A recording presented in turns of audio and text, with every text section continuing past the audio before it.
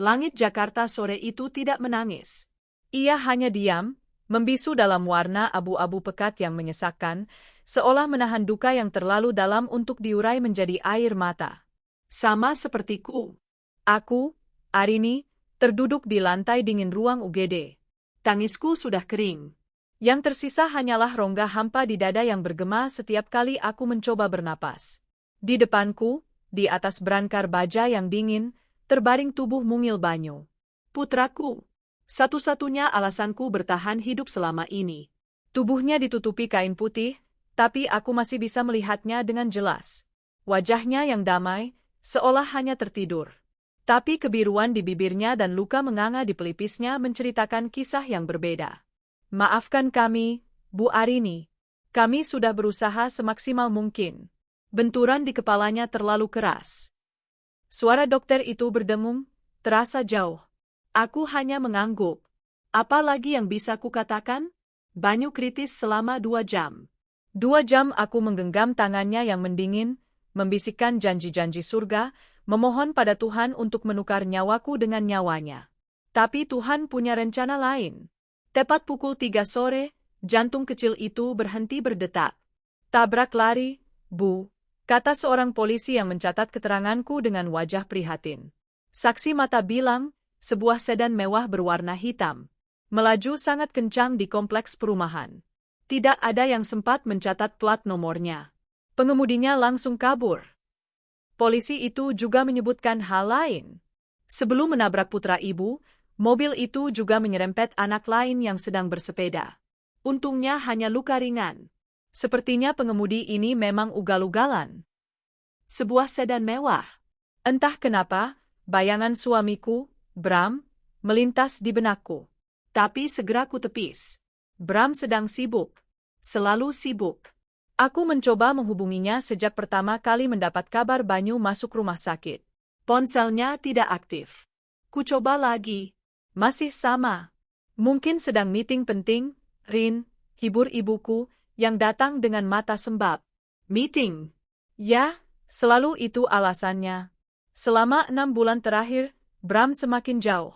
Sering lembur, perjalanan dinas mendadak, dan aroma parfum wanita yang berbeda setiap kali ia pulang, jika ia pulang. Aku tahu ada yang lain. Aku hanya terlalu takut untuk mengakuinya, terlalu sibuk mengurus Banyu sendirian. Kini, Banyu telah tiada. Dan suamiku, ayahnya, bahkan tidak ada di sini untuk melihatnya terakhir kali. Kami membawa jenazah Banyu pulang ke rumah kami. Rumah besar yang kubeli dari hasil jerih payahku sendiri sebelum menikah, yang kini terasa seperti kuburan yang kosong. Tenda duka mulai dipasang di halaman. Kursi-kursi plastik ditata. Para tetangga mulai berdatangan, mengucapkan belasungkawa dengan wajah muram. Aku memandikan jenazah putraku dengan tangan gemetar. Air mataku akhirnya tumpah lagi, bercampur dengan air dan sabun di kulitnya yang pucat. Maafkan Bunda, Nak. Bunda gagal menjagamu. Di tengah raungan duka itu, kudengar suara ribut-ribut di depan rumah. Bukan suara orang melayat, tapi suara tawa, suara musik yang riang. Aku tertegun. Ibuku memegang bahuku. Ada apa itu, Rin? Dengan langkah gontai, aku berjalan ke depan. Jantungku berdebar tak karuan. Dan pemandangan di depan mataku membuat duniaku runtuh untuk kedua kalinya hari itu. Di halaman rumahku, di sisi yang berlawanan dengan tenda duka, sebuah tim wedding organizer sedang sibuk mendekorasi. Mereka memasang gapura janur kuning, menata meja-meja bundar dengan taplak satin berwarna emas, dan merangkai bunga-bunga mawar putih yang ironisnya sama dengan bunga tabur untuk Banyu. Permisi, bentakku. Suaraku serak. Kalian siapa? Ada apa ini? Seorang wanita berkemeja rapi menghampiriku. Selamat sore, Bu. Maaf mengganggu. Kami dari Glamour Wedding. Ini benar kediaman Ibu Arini, kan? Istri Bapak Bramantio. Aku mengangguk kaku. Syukurlah. Kami di sini untuk persiapan ijab kabul dan resepsi Bapak Bramantio. Sesuai arahan beliau, acara akan dilangsungkan di rumah ini, malam ini juga. Wah, pestanya pasti meriah sekali. Darahku serasa berhenti mengalir. Apa katamu? Pernikahan? Iya, Bu. Pernikahan Bapak Bram dengan Ibu Rika. Ibu mertua, maksud saya, ibunya Pak Bram, sudah dalam perjalanan ke sini bersama calon pengantin wanita. Saat itulah, dua mobil mewah berhenti di depan gerbang. Mobil pertama, sedan Mercedes hitam yang tampak familiar, menurunkan Rika, sekretaris Bram yang selama ini kuduga sebagai selingkuhannya. Ia tampak cantik dalam balutan kebaya putih modern, riasannya sempurna. Dari mobil kedua, turun Bram. Suamiku. Ia mengenakan setelan jas yang serasi. Gagah. Di sampingnya, ibu mertuaku, wanita yang tidak pernah menyukaiku, tersenyum lebar sambil membenahi sanggulnya. Mereka berjalan masuk ke halaman, tawa mereka terdengar jelas, kontras dengan lantunan ayat suci yang mulai terdengar dari dalam rumahku. Mata Bram bertemu dengan mataku. Ia tampak kaget sejenak. Mungkin ia tidak menyangka aku ada di rumah. Bram, teriakku, suaraku pecah. Bram, kamu, apa yang kamu lakukan? Ibu mertuaku maju. Oh, kamu masih di sini, Arini? Bram sudah menceraikanmu, kan? Ini rumah Bram, dia berhak menikah lagi dengan siapa saja. Dan Rika, dia menantu idaman. Tidak seperti kamu, Mando. Banyu. Aku tak bisa berkata-kata. Rika, si pelakor itu, menatapku dengan tatapan mengejek. Kenapa, Mbak? Kaget? Mas Bram itu cintanya sama aku. Lagi pula, Mbak kan cuma punya satu anak. Aku bisa kasih Mas Bram banyak anak. Napasku tercekat. Amarah yang begitu pekat, lebih pekat dari duka, mulai membakar hatiku. Bram, jeritku sekali lagi, mengabaikan para tamu pelayat yang menatap kami ngeri. Bram akhirnya mendekat. Wajahnya dingin. Arini, jangan bikin malu. Tamu-tamuku sudah mau datang. Kucengkeram kerah jas mahalnya. Mal? Kamu bilang malu? Anu, Bram. Banyu. Dia meninggal? Bram terdiam.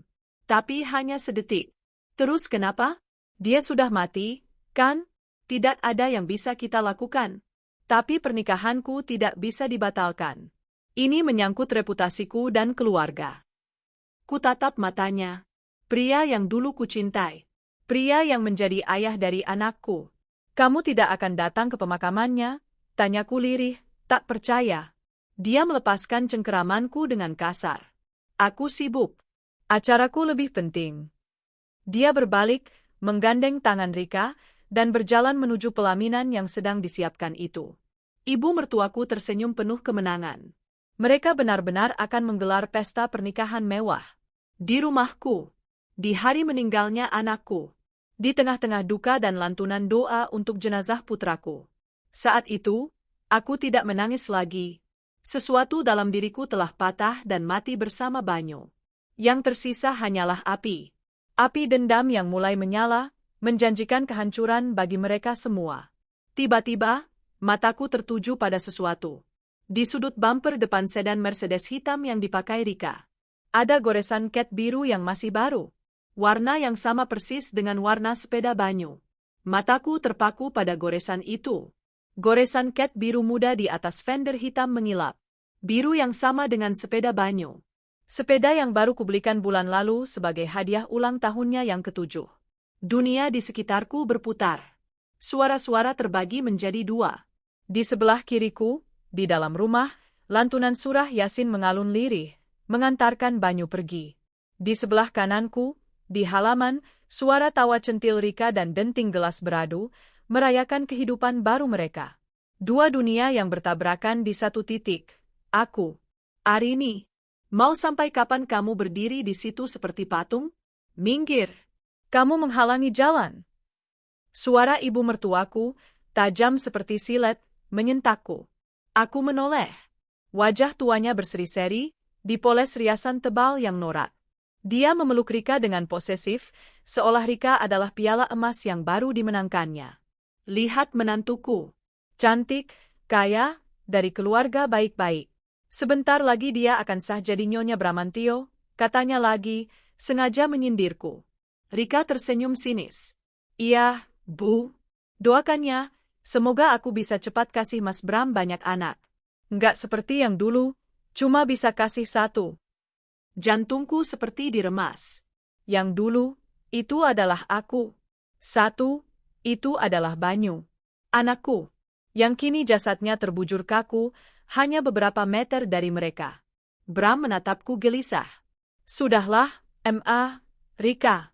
Ayo, penghulunya sudah menunggu. Jangan pedulikan dia. Tidak semudah itu, Bram, desisku. Suaraku terdengar asing di telingaku sendiri. Dingin dan tajam. Aku berjalan mendekati mobil Mercedes hitam itu. Mobil yang kulihat sekilas di rekaman CCTV tetangga yang buram. Mobil yang kata saksi mata melaju seperti kesetanan. Mobil yang dipakai Rika. Mobil kantor Bram. Mobil bagus, kataku, jariku menyentuh goresan biru itu. Baru ya? Tapi sayang, sudah lecet. Wajah Rika langsung pucat pasi. Dia menarik tangan Bram. Mas, ayo, Mas. Bram melihat arah pandanganku. Matanya melebar sesaat sebelum dia menguasai diri. Itu urusan kantor, bukan urusanmu. Bukan urusanku. Aku tertawa, tawa yang kering. Sejak kapan kematian anakku jadi urusan kantor, Bram? Suasana pesta mendadak hening. Musik berhenti. Para tamu undangan, rekan bisnis Bram, teman-teman sosialita Rika, menatap kami bingung. Di sisi lain, para pelayat yang sedang mendoakan Banyu mulai berbisik-bisik, merasakan ada yang tidak beres. Jaga mulutmu, Arini, bentak Bram. Kenapa? Takut? Aku menatap lurus ke mata Rika. Kamu yang bawa mobil ini, kan? Tadi sore? Di kompleks ini. Rika gemetar. Dia bersembunyi di balik Bram. Aku panik, Mas. Aku tidak sengaja. Cicitnya, terlalu pelan untuk didengar orang lain, tapi cukup jelas untukku. Panik. Tidak sengaja. Dua kata itu menghancurkan sisa-sisa hatiku. Arini, cukup. Ibu mertuaku maju. Kamu jangan mengada-ada. Kamu itu stres karena anakmu meninggal. Jangan menuduh menantu kesayanganku. Rika tidak mungkin melakukan itu. Oh ya, kataku. Tanyakan padanya, Bu. Tanyakan kenapa dia ngebut sampai menyerempet anak kecil lain yang sedang bersepeda, sebelum akhirnya dia. Suaraku tercekat. Menghabisi nyawa Banyu.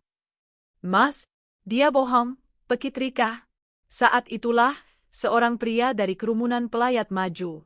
Wajahnya penuh amarah. Dia tidak bohong. Saya ayahnya. Anak saya yang diserempet mobil ini tadi sore. Untung anak saya selamat. Tapi saya lihat jelas. Mobil ini kabur setelah menyerempet anak saya dan melaju ke arah di mana anak Ibu Arini ditemukan. Semua mata kini tertuju pada Rika. Ibu mertuaku panik. Bohong. Kalian semua bohong. Kalian iri dengan kebahagiaan anak saya. Dia menarik tangan Bram dan Rika. Bram, cepat. Mulai ijab kabulnya. Serem. Jangan sampai pernikahan ini gagal. Bram, yang terlihat ketakutan setengah mati, menuruti ibunya. Dia menarik Rika yang sudah menangis ketakutan ke depan meja penghulu. Pak penghulu, tolong segera dimulai, kata Bram, suaranya bergetar. Penghulu itu tampak ragu. Tapi, Pak, ini sepertinya ada masalah. Tidak ada masalah, teriak ibu mertuaku. Mulai. Atau saya tuntut Anda. Dan di sanalah, di halaman rumahku, neraka duniaku tercipta. Di satu sisi, jasad anakku menunggu untuk dikafani. Di sisi lain, ayah dari anakku menjabat tangan penghulu untuk menikahi wanita yang membunuh anakku. Aku berdiri mematung. Aku melihat semuanya. Aku melihat Bram menatap Rika. Saya terima nikahnya dan kawinnya Rika Permata binti. Lantunan doa Yasin dari dalam rumah bercampur dengan suara ijab kabul itu. Aku melihat Rika tersenyum licik di sela-sela air mata palsunya. Dia pikir dia akan kaya. Dia pikir dia akan dihormati karena membawa mobil mewah milik perusahaan. Dia pikir dia menang. Aku melihat ibu mertuaku menghela napas lega, seolah baru saja mengamankan harta karun terbesarnya. Dengan mas kawin tersebut, dibayar tunai. Bagaimana saksi? Sah. Alhamdulillah. Doa dan tawa meledak bersamaan. Bram memeluk Rika. Ibu mertuaku memeluk mereka berdua. Mereka berhasil. Mereka resmi menikah. Tepat saat kata, sah, itu diucapkan, sesuatu dalam diriku mati. Sesuatu yang gelap dan dingin menggantikannya. Aku berjalan ke tengah-tengah mereka. Para tamu undangan menyingkir. Aku mengambil mikrofon dari MC yang kebingungan. Selamat atas pernikahannya, kataku. Suaraku, kini diperkeras oleh pengeras suara, menggema ke seluruh penjuru. Para pelayat di dalam rumah terdiam. Sebagai hadiah pernikahan. Aku berhenti sejenak, menatap Rika yang pucat.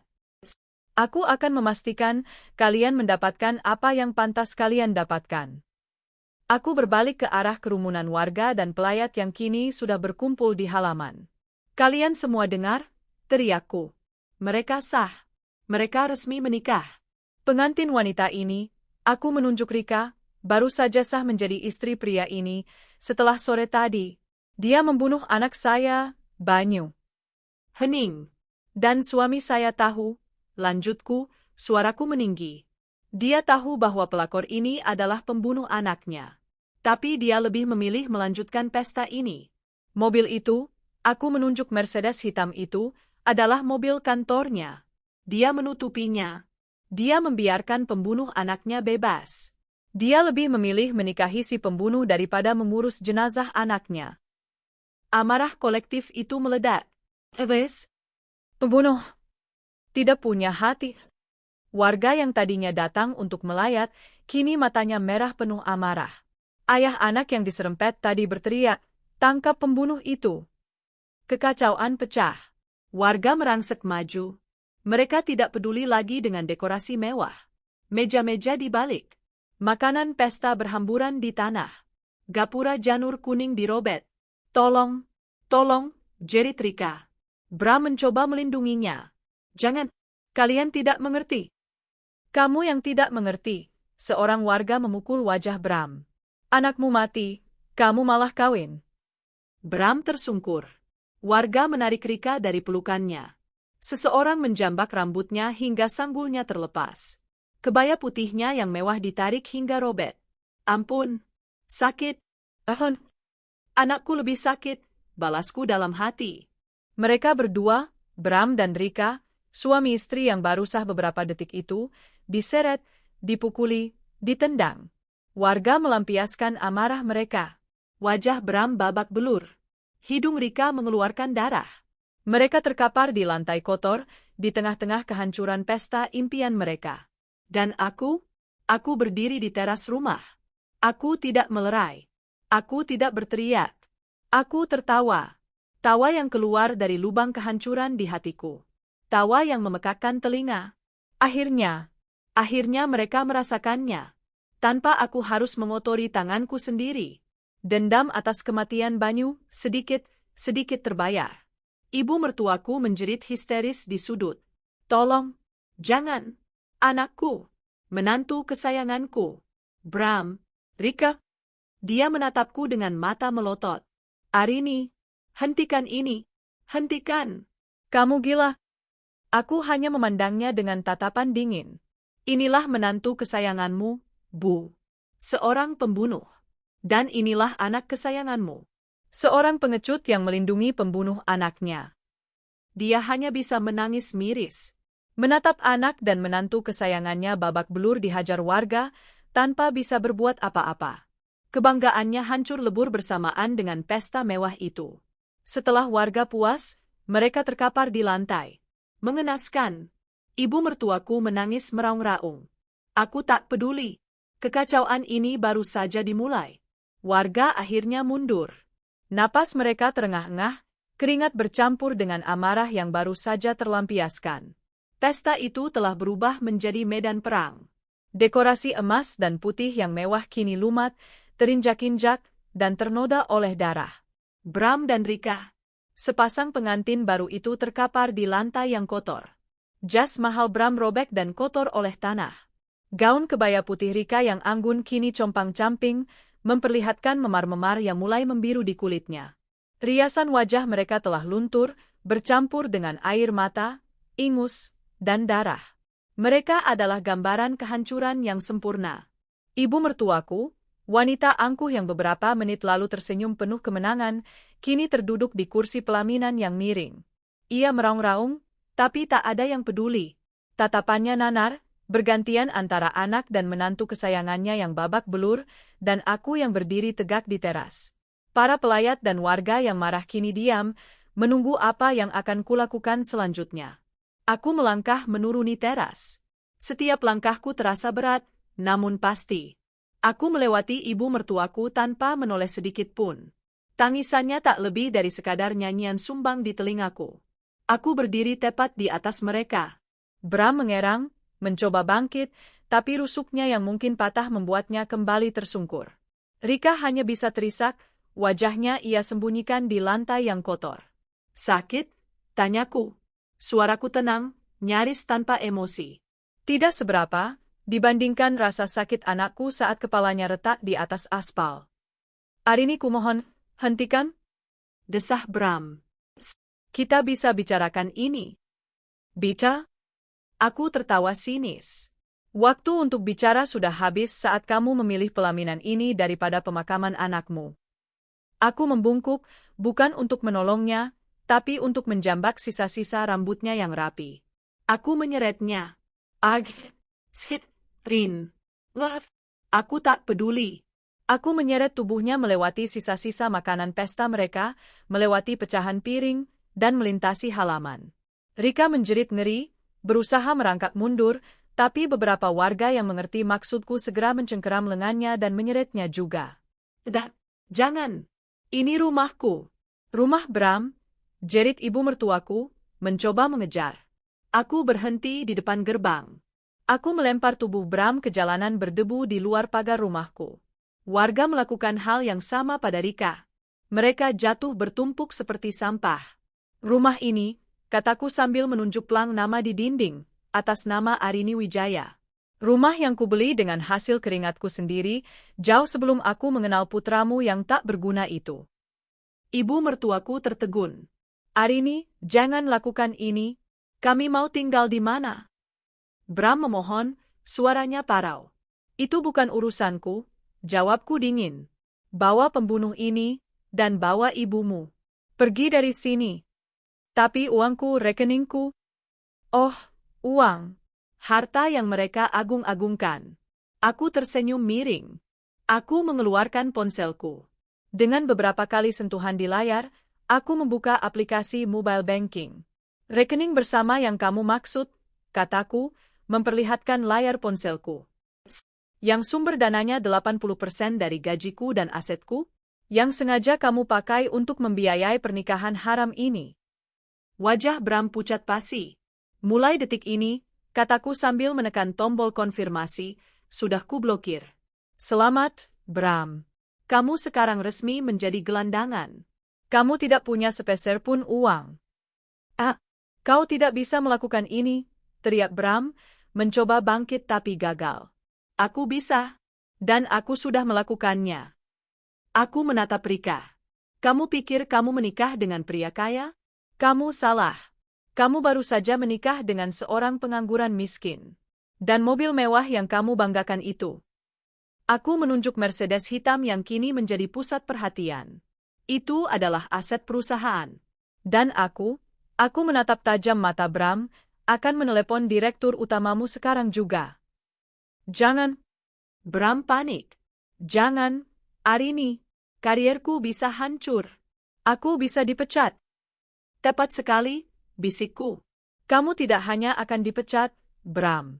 Kamu akan dituntut karena mencoreng nama baik perusahaan. Memakai mobil inventaris untuk kabur setelah membunuh seorang anak? Itu berita yang menarik. Mereka bertiga, Bram, Rika, dan ibu mertuaku, membeku ketakutan. Mereka sadar, ini bukan lagi sekadar amukan istri yang tersakiti. Ini adalah kehancuran total. Kami tidak mau pergi, teriak ibu mertuaku nekat. Kami akan tetap di sini. Ini rumah anakku. Kalian menolak. Aku pura-pura berpikir. Baiklah. Kalian memberiku pilihan yang lebih baik. Aku kembali memegang ponselku. Kali ini, Aku menekan tombol panggilan cepat ke nomor yang tadi kulihat di kartu nama polisi. Halo, Pak? Ya, ini saya, Arini. Saya mau membuat laporan resmi. Iya, kasus tabrak lari putra saya? Benar, Pak. Pelakunya sudah ada. Dia ada di depan rumah saya sekarang. Namanya Rika Permata. Dan komplotannya, yang menyembunyikan bukti dan menghalangi penyelidikan, suaminya sendiri, Bramantio. Aku menyalakan loudspeaker. Terdengar suara tegas polisi di seberang sana. Baik, Bu. Kami segera meluncur ke TKP. Tolong jangan biarkan pelaku kabur. Kami akan bawa tim untuk menangkap mereka. Aku menutup telepon. Aku menatap mereka bertiga yang kini gemetar hebat. Kalian punya dua pilihan, kataku, suaraku mematikan. 1. Kalian pergi dari sini sekarang juga, jalan kaki, tanpa membawa apa-apa selain baju kotor di badan kalian. Atau 2. Kalian tetap di sini, dan aku akan menyeret kalian bertiga ke dalam sel. Rika sebagai pembunuh, Bram sebagai kaki tangan, dan Anda, Bu. Aku menatap ibu mertuaku, karena menghalangi proses hukum. Ku penjarakan kalian semua. Itu adalah kata kunci. Penjara. Rika yang pertama kali pecah. Aku tidak mau dipenjara. Tidak. Mas, ayo pergi, Mas. Pergi. Dia menarik-narik lengan Bram yang masih syok. Ibu mertuaku, wanita sombong itu, akhirnya luruh. Wajahnya yang penuh kebencian padaku kini berubah menjadi ketakutan yang memuakkan. Dia tahu dia kalah. Ayo, Bram, ayo, nak. Lirihnya. Dengan sisa-sisa tenaga, Bram bangkit. Dia memapah Rika. 3 manusia hina itu, suami pengkhianat, pelakor pembunuh, dan mertua iblis, berdiri terhuyung-huyung di depanku. Pergi, dasisku. Dan jangan pernah kembali. Mereka mulai berjalan tertatih-tatih. Ibu mertuaku menoleh sekali lagi, matanya menyiratkan kebencian abadi. Aku hanya membalasnya dengan senyuman penuh kemenangan. Aku melihat mereka berjalan menjauh, sosok mereka semakin kecil di ujung jalan, di bawah langit senja yang mulai menggelap. Sejoli pengantin baru yang seharusnya berbulan madu, kini menjadi gelandangan dalam kondisi mengenaskan. Setelah mereka hilang dari pandangan, aku berbalik. Warga menatapku dengan campuran antara iba dan kagum. Aku mengambil napas panjang. Bagian pertama selesai. Aku menatap rumahku yang berantakan.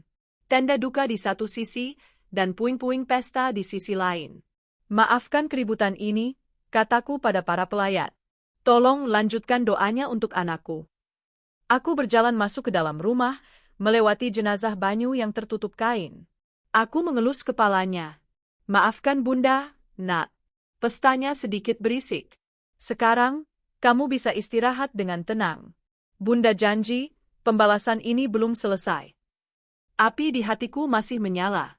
Pagi menjelang. Sisa-sisa kemeriahan pesta semalam telah dibersihkan oleh beberapa tetangga yang iba.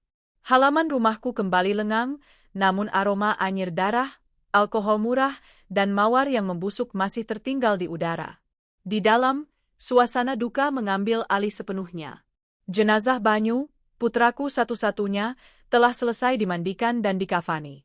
Wajah kecilnya yang damai adalah satu-satunya hal suci yang tersisa di rumah ini. Aku menatapnya untuk terakhir kali, mencium keningnya yang dingin. Tunggu Bunda di surga ya, Nak, bisikku. Tak ada air mata. Hatiku sudah terlalu kering untuk menangis. Pemakaman berlangsung siang itu. Aku berjalan di belakang keranda, diapit oleh ibuku dan para tetangga. Tak ada suami, tak ada mertua, tak ada ayah yang mengantarkan putra tunggalnya ke liang lahat. Aku berdiri sendirian di tepi pusara yang masih basah. Aku menaburkan bunga mawar putih, bunga yang sama dengan yang mereka gunakan untuk menghias pelaminan, ke atas gundukan tanah merah itu. Saat aku menancapkan nisan kayu bertuliskan, Banyu bin Bramantio, aku berjanji dalam hati. Ini belum selesai. Hukuman dari warga tadi malam hanyalah pembuka. Sore harinya, setelah semua pelayat pulang, rumahku terasa hampa. Sepi. Tapi ini adalah kesepian yang kubutuhkan. Aku duduk di ruang kerjaku, secangkir kopi hitam pekat menemaniku. Bukan untuk menikmati, Tapi untuk membuatku tetap terjaga, pembalasan dendam membutuhkan pikiran yang jernih. Telepon pertama, kepolisian. Aku menelepon kembali nomor polisi yang kemarin kuhubungi. Selamat sore, Pak. Saya Arini Wijaya, ibu dari korban tabrak lari, Banyu. Sore, Bu Arini. Kami turut berduka cita. Bagaimana, Bu? Tadi malam kami ke lokasi, tapi informasinya pelaku sudah kabur. Tidak, Pak, kataku tenang. Mereka tidak kabur. Mereka diusir warga. Saya punya semua informasinya. Pelaku utama, pengemudinya, bernama Rika Permata. Dia adalah istri baru dari mantan suami saya, Bramantio. Aku menceritakan semuanya. Kronologi dari saksi mata, penemuan mobil Mercedes hitam dengan goresan cat biru sepeda anakku, pengakuan Rika yang panik, hingga upaya Bram dan ibu mertuaku untuk menutup-nutupi kejadian itu demi melanjutkan pesta pernikahan. Mobil itu, Pak, lanjutku, adalah mobil inventaris kantor. Mercedes-Benz C-Class, hitam. Plat nomornya? Aku menyebutkan nomor plat yang sudah kucatat tadi malam. Mobil itu sekarang mungkin ada bersama mereka. Itu barang bukti utama. Informasi ini sangat jelas, Bu. Kami akan segera mengeluarkan surat perintah penangkapan untuk saudari Rika atas tuduhan tabrak lari yang menyebabkan hilangnya nyawa. Dan untuk suami ibu, mantan suami saya, koreksiku. Dia bisa dijerat dengan pasal berlapis.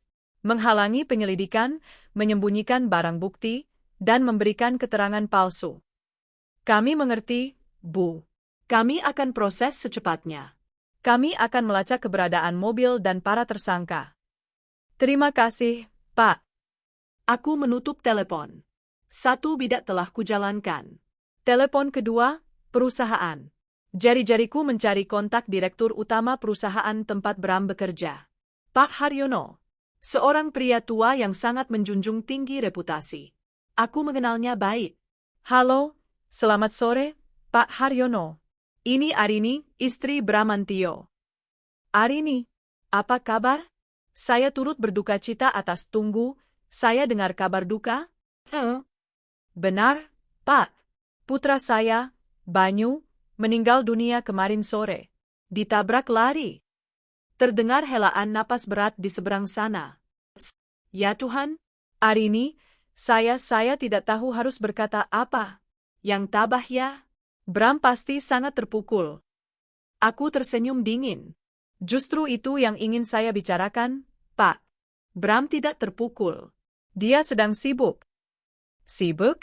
Sibuk apa? Sibuk menggelar pesta pernikahan mewah di rumah saya, tadi malam.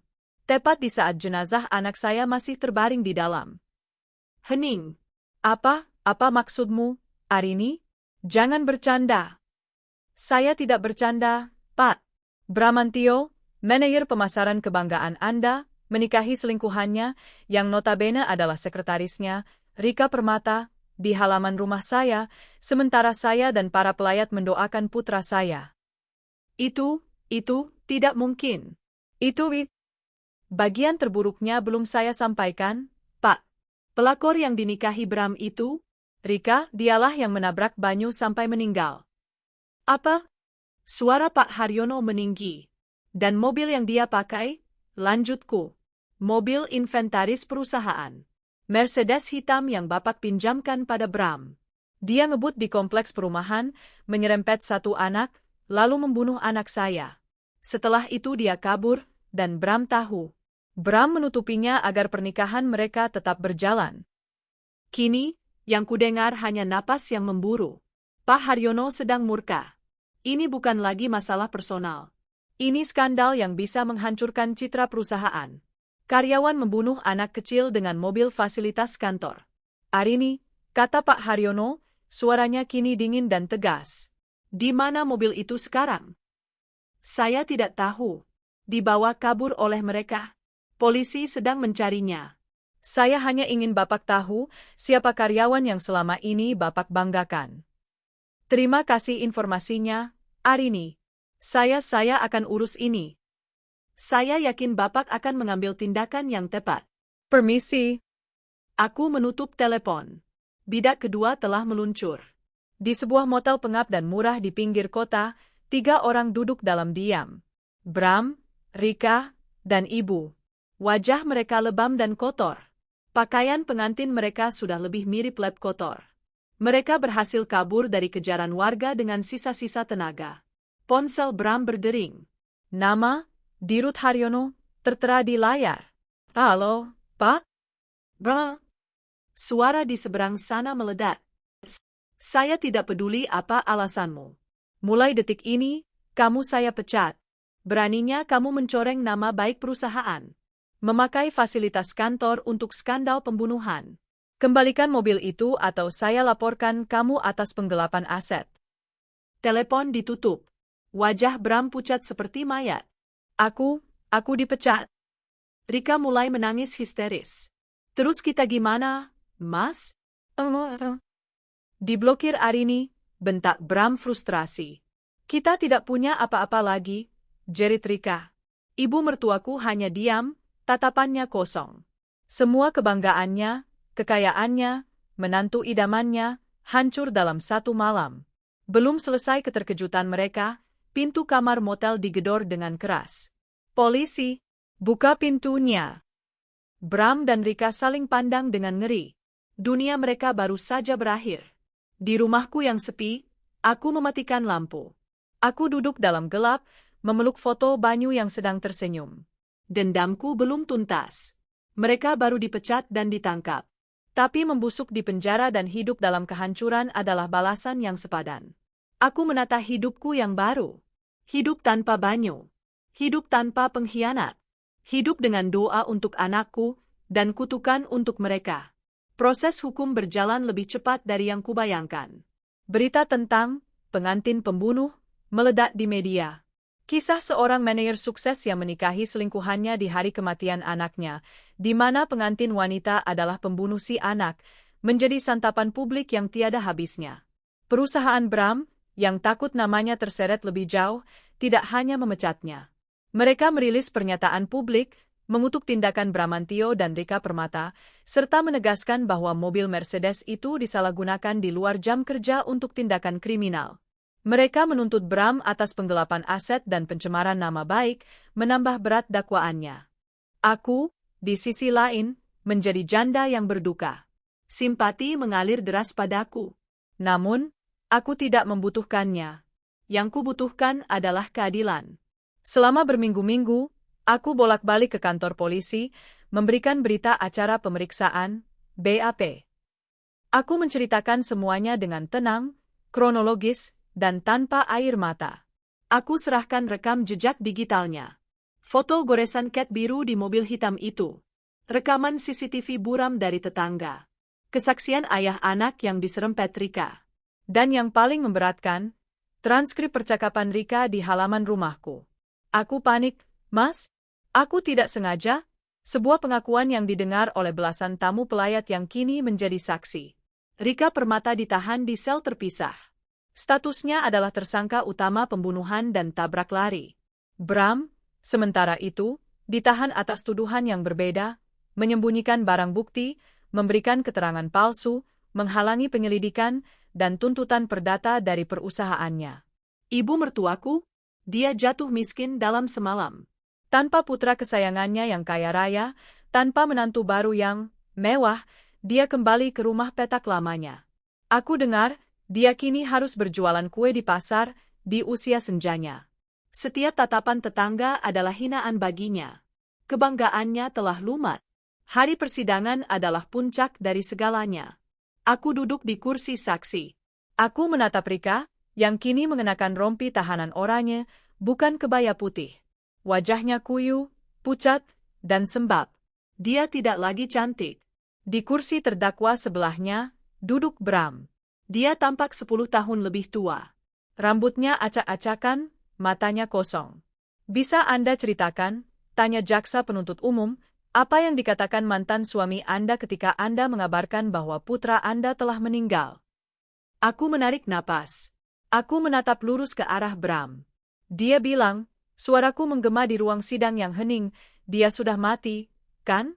Tidak ada yang bisa kita lakukan. Tapi pernikahanku tidak bisa dibatalkan.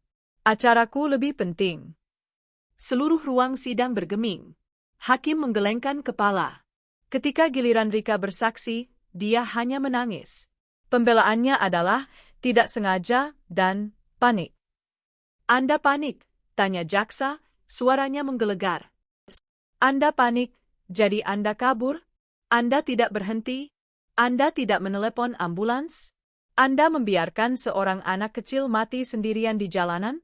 Dan kepanikan Anda lanjutkan dengan berdandan, memakai kebaya pengantin, dan tertawa di pesta pernikahan? Itu yang Anda sebut panik. Rika terdiam. Tangisannya adalah pengakuan bersalah. Bram lebih menyedihkan. Dia mencoba menyalahkan Rika.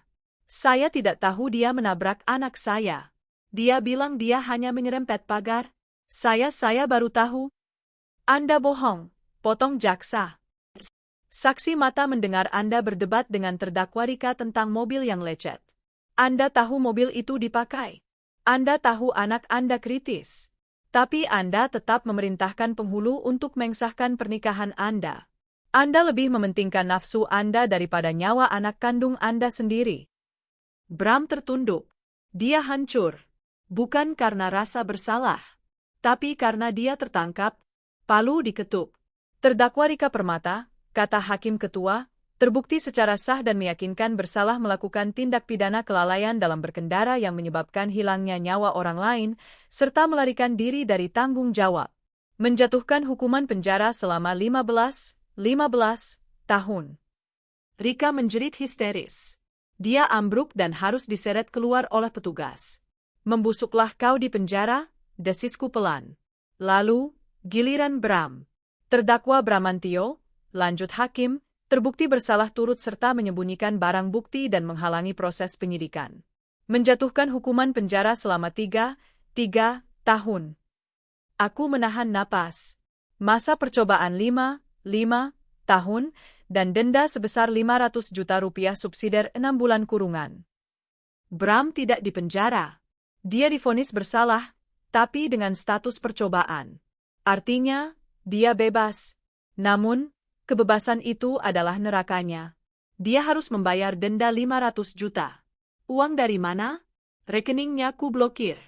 Perusahaannya menuntutnya miliaran. Dia di blacklist dari seluruh industri. Dia tidak punya pekerjaan. Dia tidak punya rumah. Dia tidak punya uang sepeser pun. Dia bebas, tapi hidupnya telah hancur sehancur-hancurnya. Bram berjalan keluar dari ruang sidang sebagai pria bebas, sekaligus pria paling miskin dan paling hina di dunia. Di luar, beberapa wartawan masih mengerubunginya. Pak Bram, bagaimana rasanya bebas sementara istri baru Anda di penjara? Pak Bram, apakah Anda merasa bersalah atas kematian anak Anda? Dia terhuyung-huyung, didorong ke sana kemari. Ibu mertuaku, yang menunggu di luar, berlari memeluknya. Nak, kamu bebas, Nak? Bebas? Bram tertawa, tawa yang terdengar seperti orang gila. Aku hancur, Bu. Hancur? Aku berjalan melewati mereka. Aku sengaja berhenti sejenak di samping Bram. Dia menatapku. Mata kami bertemu. Di matanya, aku tidak melihat kebencian. Aku melihat ketakutan. Ketakutan abadi. Hidupmu, bisikku padanya, adalah penjara yang sebenarnya. Setiap kali kamu bernapas, ingatlah Banyu. Setiap kali kamu makan, ingatlah Rika yang membusuk di penjara. Dan setiap kali kamu tidur, ingatlah aku, yang mengambil semuanya darimu. Aku melangkah pergi, meninggalkan dia yang gemetar ketakutan di pelukan ibunya. Aku mengambil mobilku. Mobil mewah yang kubeli dengan uangku sendiri, mobil yang ironisnya dulu selalu ingin dipinjam Bram untuk pamer. Aku hidup sendiri sekarang, di rumah besar yang sepi. Tapi aku tidak hancur. Aku menata hidupku yang baru. Di atas puing-puing pengkhianatan mereka, aku akan membangun istanaku kembali. Dan mereka? Mereka akan hidup dalam bayang-bayang rasa bersalah. Hidup dalam ketakutan dan kehancuran. Selamanya. Hik. Suara pintu sel besi yang dibanting menutup adalah suara sah yang sesungguhnya bagi Rika Permata. Ruangan itu berukuran 3x4 meter, diisi oleh 8 wanita lain dengan tatapan mata yang keras. Bau pesing, keringat, dan keputusasaan langsung menusuk hidungnya. Ini adalah kamar pengantin barunya. Dan ini adalah bulan madunya. Oh, lihat siapa yang datang, ujar seorang wanita bertato di lehernya, pemimpin di sel itu. Si pengantin pembunuh. Yang beritanya di TV itu, kan? Rika gemetar, ia mencoba menyusut di sudut. Kebaya putih dan riasan mewahnya telah lama hilang, berganti seragam tahanan oranye yang kasar dan kebesaran. Wajahnya yang dulu ia banggakan, yang ia gunakan untuk merebut Bram, kini kotor dan bengkak karena menangis. Di sini, kata wanita itu, mendekatkan wajahnya, kecantikanmu gak ada harganya. Apalagi kecantikan pembunuh anak kecil. Sebuah tamparan keras mendarat di pipinya. Itu sambutan selamat datang. Malam pertama Rika di penjara dihabis underscore-kan dengan membersihkan toilet sel yang mampet menggunakan tangannya. Ia, yang bermimpi menjadi nyonya sosialita, yang senang ngebut dengan mobil mewah perusahaan, kini berendam dalam kotoran. Setiap malam, ia tidak bisa tidur. Bayangan Banyu yang menyeberang jalan dentuman keras di kap mobil, dan wajah Bram yang dingin saat berkata, pernikahanku lebih penting, semua itu berputar di kepalanya. Rasa bersalah itu datang terlambat, bercampur dengan ketakutan. Penjara ini adalah neraka fisik. Tapi bayangan Banyu adalah neraka batin yang akan menemaninya selama 15 tahun ke depan. Disinilah ia akan membusuk. Impiannya akan kekayaan, kemewahan, dan status sosial hancur lunas, digantikan oleh realita lantai yang dingin dan terali besi. Adegan 2, kebebasan yang terkunci. Bramantio melangkah keluar dari gedung pengadilan sebagai pria bebas. Tapi kebebasan macam apa ini? Dia dan ibunya tidak punya pilihan selain kembali ke rumah petak lama sang ibu. Sebuah kontrakan sempit di gang senggol yang becek, berbau selokan, dan berdinding triplek. Kontras yang menyakitkan dari towo house mewah milik Arini. Pulang juga kamu, Bram, sapa seorang tetangga dengan nada sinis. Istrimu yang baru mana? Enggak diajak. Ibu Bram hanya bisa menunduk malu dan menarik anaknya masuk, membanting pintu. Jadi ini, kata Bram, menatap sekeliling ruangan pengap itu. Kita akan tinggal di sini. Mau tinggal di mana lagi? Bentak ibunya, amarah dan kekecewaannya meledak. Uangmu habis. Rumah Arini menyita semuanya. Pekerjaanmu hilang. Gara-gara perempuan pembunuh itu. Ibu kan yang dulu memuji-muji dia, balas Bram. Ibu kan yang bilang dia menantu idaman. Ibu yang membenciku dengan Arini. Diam kamu, jerit ibunya. Anak tidak tahu diuntung. Harusnya kamu biarkan saja perempuan itu di penjara sendiri. Kenapa kamu harus ikut-ikutan menutupinya? Sekarang lihat, kita miskin. Pertengkaran itu menjadi musik latar mereka setiap hari. Realitas menghantam Bram lebih keras. Denda 500 juta rupiah dari pengadilan harus dibayar. Tuntutan ganti rugi miliaran dari perusahaannya sudah di meja. Debt collector mulai menelepon. Bram mencoba mencari pekerjaan. Dia menelepon semua kontaknya. Halo, bro, ini gue, Bram. Klik. Telepon ditutup. Yang lain lebih brutal. Bram? Bramantio? Si ayah bejat yang pesta pas anaknya mati itu? Jangan pernah hubungi saya lagi. Namanya telah hancur. Wajahnya ada di semua berita.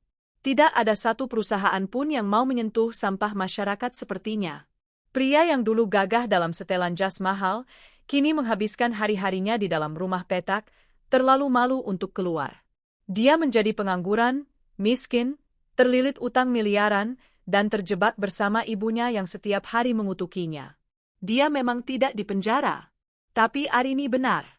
Hidupnya, kebebasannya, adalah penjara yang jauh lebih mengerikan. Dia hancur. Total. Adegan 3, menata puing istana. Aku berdiri di tengah ruang tamu rumahku. Sepi. Foto-foto Banyu masih terpajang di setiap sudut.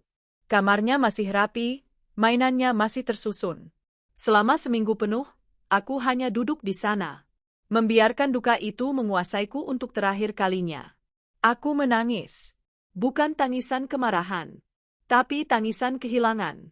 Setelah air mataku kering untuk selamanya, aku bangkit.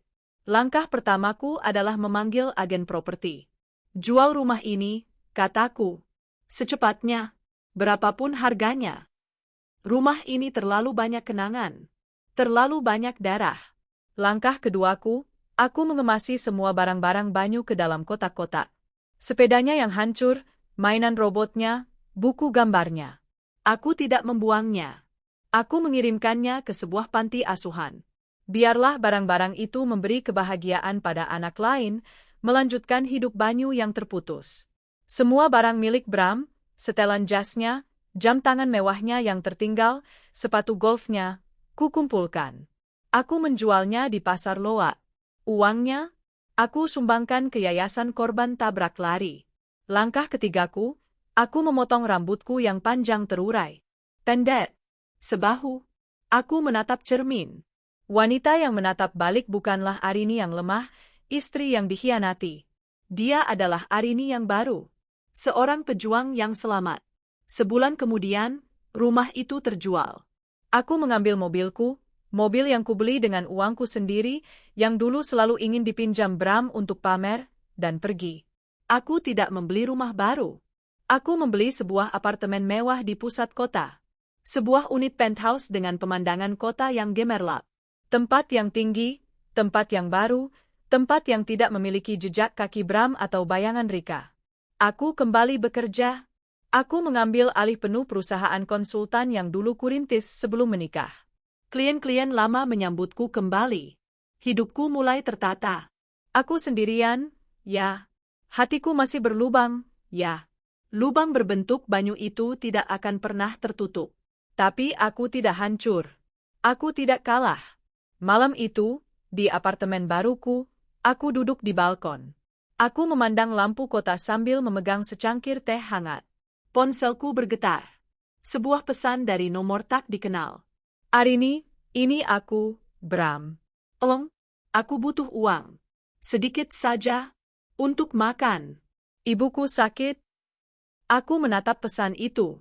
Pria yang dulu meninggalkanku demi pesta mewah, kini mengemis padaku untuk makan. Aku tersenyum tipis. Aku menekan tombol, blokir. Waktu adalah hakim yang paling kejam. Ia tidak membunuhmu. Ia menggerogotimu pelan-pelan, hari demi hari, sampai yang tersisa hanyalah cangkang kosong penuh penyesalan. Bagi Rika dan Bram, 5 tahun telah berlalu sejak hari nahas itu. 5 tahun yang terasa seperti 50 tahun di neraka yang berbeda. Penjara Rika, blok wanita, sel 12. 5 tahun.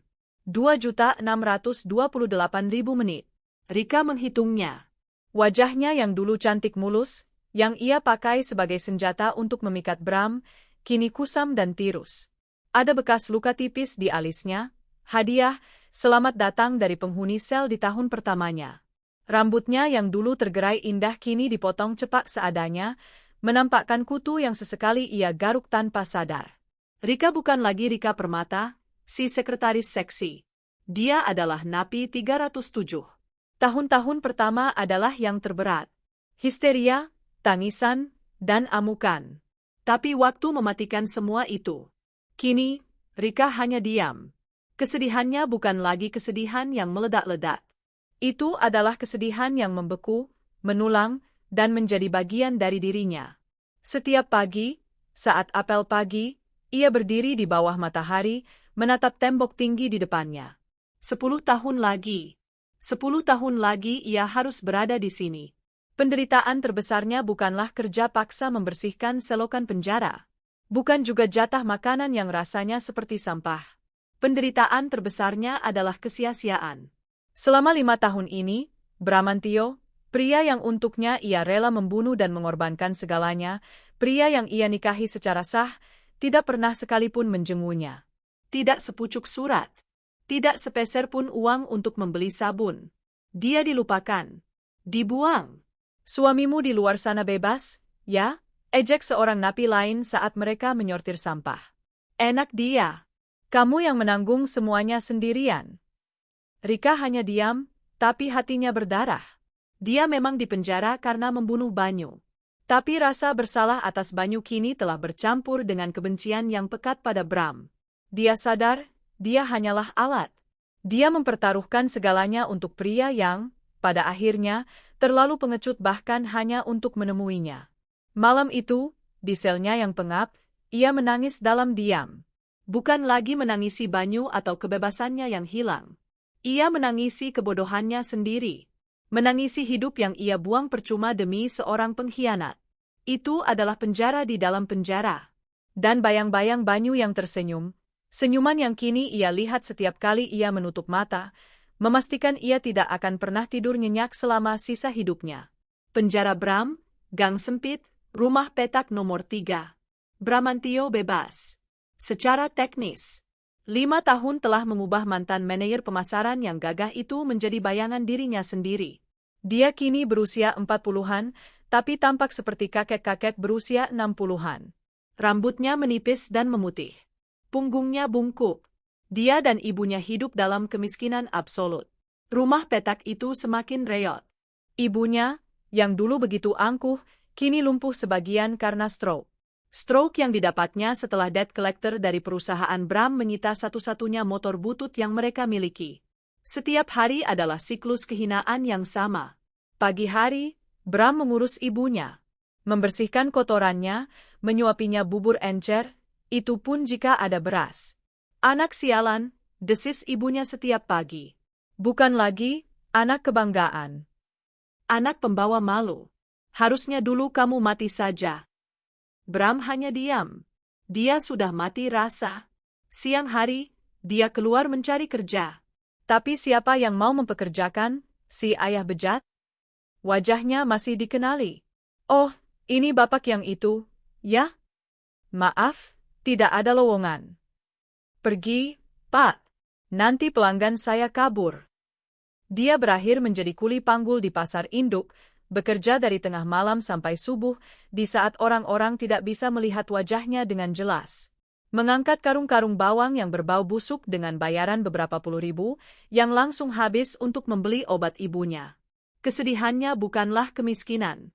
Kemiskinan itu menyakitkan, tapi kehinaan adalah racunnya. Penderitaan terbesarnya adalah rasa bersalah. Arini benar.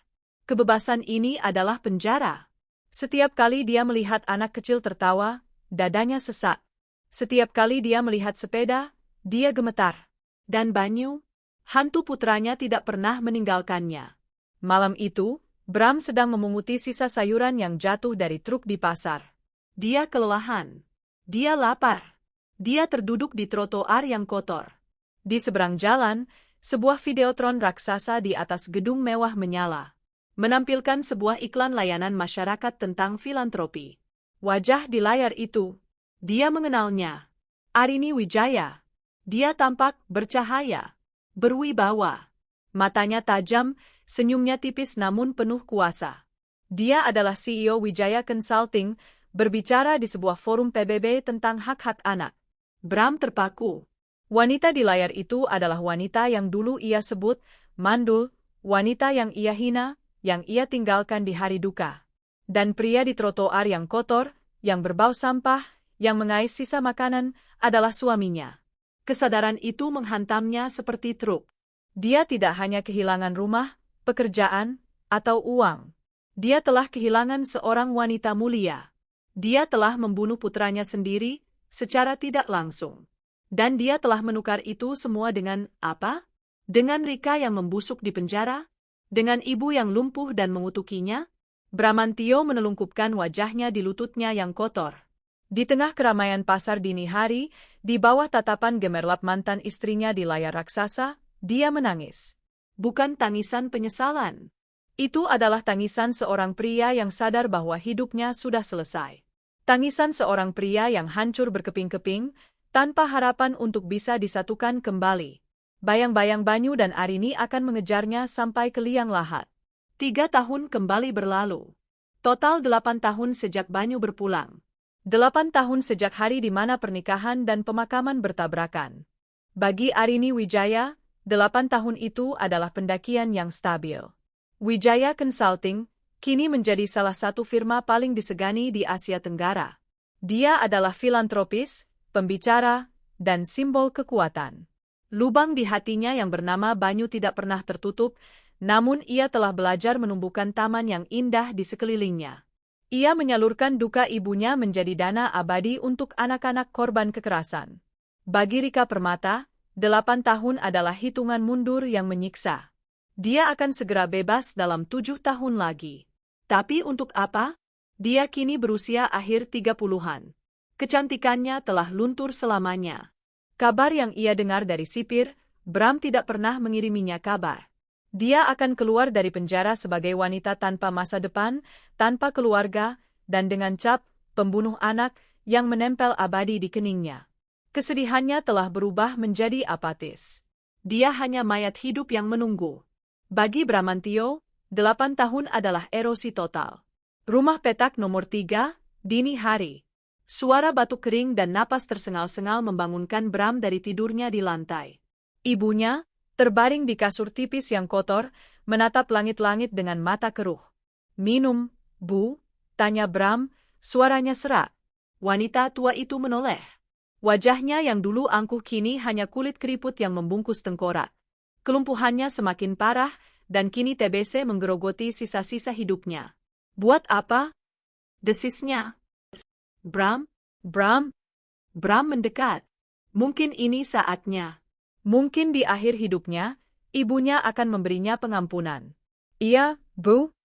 Mata ibunya menajam untuk terakhir kalinya. Dipenuhi bukan oleh cinta, tapi oleh kebencian yang murni. "Ini semua salahmu," katanya, napasnya berbau maut. "Harusnya kita kaya. Harusnya aku nyonya besar. Tapi kamu, Ba?" Dia tidak menyesali Banyu. Dia tidak menyesali Rika. Dia hanya menyesali hilangnya kemewahan yang Arini miliki. "Kamu anak gagal?" Itu adalah kata-kata terakhirnya. Mata itu memutih, dan napas itu berhenti. Bram terduduk. Dia tidak menangis. Dia tidak merasakan apa-apa. Selama 8 tahun, wanita ini adalah satu-satunya alasannya untuk pulang ke rumah petak itu. Satu-satunya pengikatnya pada dunia, meskipun ikatan itu berupa racun. Kini, ibunya telah tiada. Dia sendirian. Benar-benar sendirian. Dia berjalan keluar dari rumah petak itu, bahkan sebelum jenazah ibunya dingin. Dia tidak peduli. Gedung Wijaya Tower, siang hari. Entah apa yang membawanya ke sana. Mungkin ingatan akan wajah Arini di Videotron bertahun lalu. Bramantio berdiri di seberang jalan. Di depannya, menjulang sebuah menara kaca yang menusuk langit. Wijaya Consulting, terukir dengan huruf platinum di atas lobi marmer yang megah. Dia menyeberang jalan. Dia adalah pemandangan yang mengerikan. Pria berusia pertengahan 40-an yang terlihat seperti 70-an. Pakaiannya adalah compang-camping yang ia temukan di tempat sampah. Tubuhnya kurus kering, berbau asam keringat dan sampah. Janggutnya panjang tak terurus. Dia melangkah masuk ke lobi yang dingin ber-AC. "Permisi." Seorang satpam yang tegap langsung menghadangnya. "Maaf, Pak. Bapak mau kemana?" Saya mau bertemu Arini," kata Bram. Suaranya nyaris tak terdengar. "Ibu Arini Wijaya? Ada janji?" Bilang ini Bramantio. Dia berhenti. Mantan suaminya. Satpam itu menatapnya dari atas ke bawah. Antara iba dan jijik. "Tunggu di sini." Satpam itu berbicara ke interkom. Tak lama, seorang manajer keamanan keluar. "Pak," kata manajer itu dengan tegas namun sopan. "Ibu Arini sedang ada rapat penting. Tidak bisa diganggu. Dan, terus terang, kami tidak menemukan nama Bapak di daftar tamu manapun. Silakan Bapak pergi." "Tapi saya harus bicara." "Sebentar saja." Bram mulai panik. "Pak, tolong jangan buat keributan." Dua satpam kini memegang lengannya. Saat itulah, pintu lift private di ujung lobi berdenting. Arini Wijaya keluar. Dia tampak persis seperti di Videotron. Dia mengenakan pantsuit berwarna biru tua yang tajam. Rambut pendeknya tertata sempurna. Dia sedang berbicara di telepon, suaranya tenang dan berwibawa. "Pastikan proposal itu sampai di Singapura besok pagi." "Saya tidak mau ada."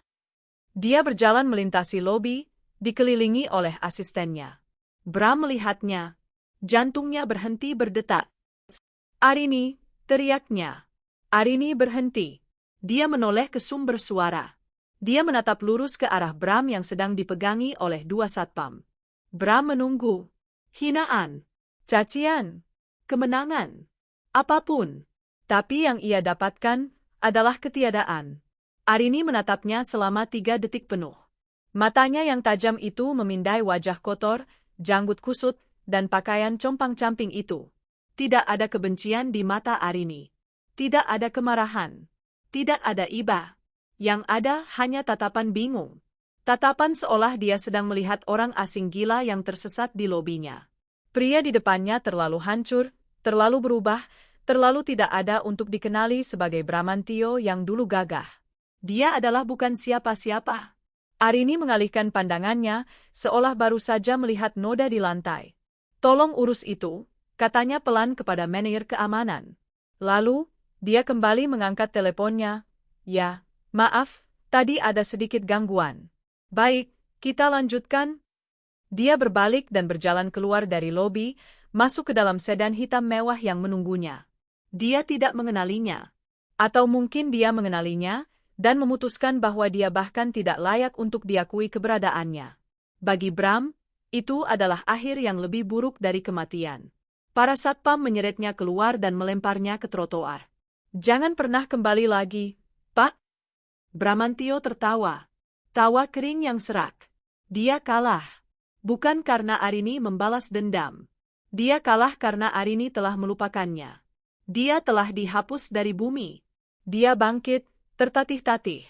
Dia berjalan tanpa tujuan. Pria yang memiliki segalanya, istri yang hebat, anak yang lucu, karir yang cemerlang, kini tidak memiliki apa-apa. Dia berjalan ke persimpangan jalan yang ramai. Di sekelilingnya, mobil-mobil melaju kencang. Persis seperti mobil yang dikendarai Rika hari itu. Bram berhenti di tengah jalan.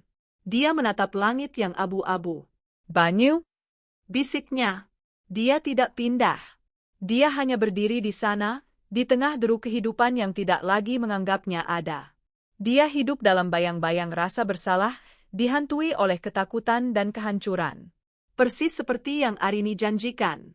Penjara tanpa terali besi itu akhirnya menutup sempurna. Waktu tidak menyembuhkan semua luka. Itu bohong. Waktu hanya mengajarimu cara untuk hidup dengan lubang di hatimu. 10 tahun. 1 dekade telah berlalu sejak hari di mana tawa pesta pernikahan bercampur dengan tangis pemakaman. Di lobi menara, Wijaya Consulting, tidak ada yang mengingat insiden tentang gelandangan lusuh yang berteriak-teriak beberapa tahun lalu. Pria itu, Bramantio, telah lenyap di telan bumi. Tidak ada yang tahu, atau peduli, apakah dia masih hidup sebagai pengemis di kolong jembatan, atau sudah mati kedinginan di trotoar. Dia telah menjadi, bukan siapa-siapa. Hantu yang hidup dalam bayang-bayang kehancurannya sendiri. Di blok wanita, Napi 307, yang dulu dikenal sebagai Rika Permata, sedang menghitung hari. 5 tahun lagi. Dia akan keluar sebagai wanita berusia 45 tahun, tanpa kecantikan, tanpa uang, tanpa keluarga, dan dengan cap pembunuh. Dia sudah tidak pernah menangis. Dia hanya duduk, menatap dinding, jiwanya telah lama mati, membusuk di dalam sel itu. Dan aku, Arini Wijaya, berdiri di depan sebuah bangunan baru yang bercat cerah. Di atas gerbangnya, tergantung sebuah pelang nama. Rumah Aman Banyu Wijaya. Ini adalah sebuah panti, sebuah sekolah, sebuah tempat perlindungan untuk anak-anak jalanan dan korban kekerasan. Ini adalah istanaku yang sesungguhnya. Dibangun bukan di atas puing-puing dendam, tapi di atas fondasi cinta abadi untuk putraku. Hari ini adalah peresmiannya. Anak-anak berlarian di halaman, tawa mereka nyaring. Persis seperti tawa banyu. Aku memotong pita. Aku berpidato.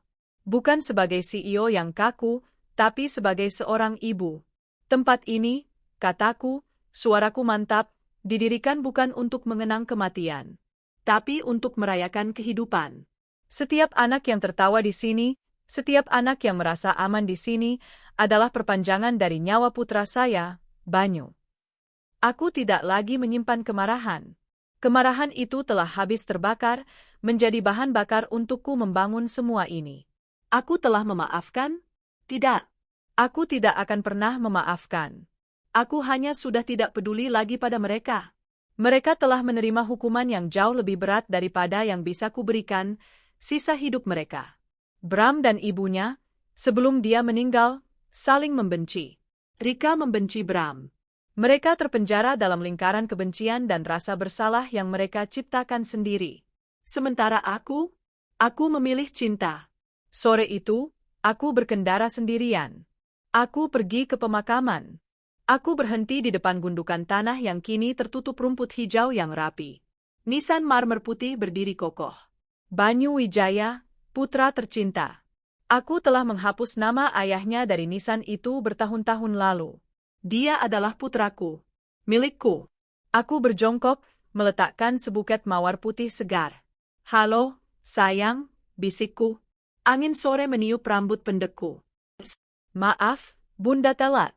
Tadi meresmikan rumah barumu. Kamu pasti suka. Ada ayunan, warnanya biru, persis seperti sepedamu dulu. Aku mengelus nisan yang dingin itu. Bunda tahu kamu sudah tenang di sana. Bunda juga tenang di sini. Aku duduk di sana, bersandar di nisan itu, menceritakan semua pencapaianku. Tentang anak-anak di yayasan. Tentang gedung-gedung baru. Tentang hidupku. Aku tidak lagi hidup dalam bayang-bayang kematian Banyu. Aku hidup dalam cahayanya. Dan mereka? Bram dan Rika, biarlah mereka hidup dalam bayang-bayang rasa bersalah mereka selamanya. Biarlah mereka hidup dalam ketakutan dan kehancuran abadi. Hukuman mereka adalah bahwa mereka masih hidup untuk merasakan itu semua. Sementara aku telah menemukan kedamaianku. Aku menatap langit senja yang jingga. Aku tahu Banyu sedang tersenyum di atas sana. Bunda pamit, nak, kataku sambil berdiri. Besok Bunda kesini lagi. Aku berbalik, melangkah pergi dengan mantap. Aku tidak menoleh ke belakang. Hidupku ada di depan. Tanpa anak kesayanganku. Tanpa pengkhianat. Hanya aku, doaku untuk Banyu, dan warisan kehidupannya yang akan terus kunyalakan. Aku bebas. 5 tahun kemudian, pintu besi penjara wanita itu berderit terbuka, mengeluarkan suara yang sama seperti saat ia menelan Rika 15 tahun yang lalu. Rika Permata melangkah keluar. Usianya kini 45 tahun. Waktu telah merampas segalanya. Rambutnya tipis dan beruban. Kulitnya, yang dulu ia banggakan, kini kusam dan berkerut. Matanya, yang dulu penuh ambisi dan api, kini kosong dan mati. Dia memeluk sebuah tas kain berisi pakaian bekas dan surat keterangan bebas. Tidak ada yang menjemput. Dunia di luar terasa asing. Suara klakson, gedung-gedung tinggi, orang-orang yang berjalan cepat. Dia berdiri di trotoar, bingung. Selama 15 tahun, hidupnya diatur oleh Bel. Sekarang, tidak ada yang memberitahunya kapan harus bangun, kapan harus makan, atau kemana harus pergi. Ini bukan kebebasan. Ini adalah ketersesatan. Dia berjalan tanpa tujuan, sisa uang kompensasi penjaranya terlipat di saku. Cukup untuk 1 kali makan. Dia berhenti di sebuah warung kecil, memesan teh hangat. Tangannya gemetar saat memegang gelas. Di meja, tergeletak koran bekas hari itu. Dia tidak tertarik pada berita utama politik. Matanya tertuju pada 2 hal. Pertama, sebuah artikel kecil di halaman dalam, di rubrik berita kota. Judulnya, Makam Massal Gelandangan akan dibongkar. Di sana ada foto buram dari tim dinas sosial beberapa tahun lalu, saat menemukan jenazah seorang pria tanpa identitas di bawah jembatan layang. Pria itu, tulis artikel itu, meninggal karena malnutrisi akut dan TBC. Rika menatap foto itu. Meski buram dan wajahnya tertutup janggut, Rika mengenali sesuatu dari postur pria itu. Pria yang sama yang fotonya ia puja-puji di meja kerjanya dulu. Pria yang untuknya ia rela membuang segalanya. Bramantio. Dia mati sendirian, kelaparan, dan dikubur sebagai sampah tanpa nama. Suami sahnya. Rika tidak menangis. Dia hanya merasakan kehampaan yang luar biasa. Semua pengorbanannya sia-sia. Pria yang ia bela mati mengenaskan, bahkan lebih mengenaskan dari seekor anjing. Lalu, matanya beralih ke halaman utama. Sebuah foto besar dan berwarna. Seorang wanita anggun, berusia 50-an namun tampak bercahaya, sedang menggunting pita di depan sebuah gedung megah. Judul berita, Ibu dari Bangsa, Arini Wijaya meresmikan Banyu Children's Hospital, rumah sakit anak gratis kelima di Indonesia. Di foto itu, Arini tersenyum. Senyum yang tenang, berwibawa, dan penuh kuasa. Dikelilingi oleh anak-anak yang tertawa dan para pejabat yang menatapnya penuh hormat. Rika meremas koran itu. Kontras itu membunuhnya lebih efektif daripada penjara. Arini telah mengubah tragedinya menjadi warisan. Sementara dia dan Bram, mereka menjadi tragedi itu sendiri. Rika membayar tehnya dan berjalan keluar. Dia berdiri di persimpangan jalan. Dia tidak punya rumah untuk dituju. Dia tidak punya siapapun. Dia adalah hantu di dunia yang telah lama melupakannya. Dia telah membayar kejahatannya di penjara, tapi hukumannya yang sesungguhnya baru saja dimulai. Dia akan hidup, atau lebih tepatnya, ada, dalam bayang-bayang kehancurannya sendiri, selamanya. Di tempat lain, di atas bukit yang tenang, Arini meletakkan mawar putih ke-10 di atas nisan marmer itu. Banyu Wijaya, 10 Mei 2008, 29 Oktober 2018, cahayaku, kekuatanku. Halo, sayang, bisik Arini. Maaf, Bunda sibuk sekali minggu ini. Rumah sakit barumu akhirnya dibuka. Kamu tahu, ada 500 anak yang mendaftar hari ini. Angin sepo-sepo meniup rambutnya yang kini memutih di beberapa helai. Dia tersenyum, senyum yang sama sekali berbeda dari tawa kemenangannya di hari pembalasan itu. Ini adalah senyum damai. Dia telah lama melepaskan dendam.